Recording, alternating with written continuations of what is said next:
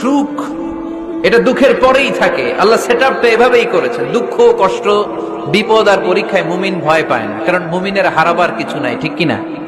আমাদের জীবনে যদি বিপদ নেমে আসে আমরা কি চিন্তিত হই? কথা বলেন। আমরা তখন সবর করি, কি করি? আর সবরের সওয়াব আছে না নাই? কারণ মুমিন জানে রাত যত গভীর হয় অন্ধকার তমানিসা ভেদ করে শুভে সাদিক হয়। মুমিন জানে গর্ভবতী নারীর পেটের যন্ত্রণা যত বাড়তে থাকে নতুন মেহমান আগমনের সময় ঘনাতে থাকে, ঠিক কিনা?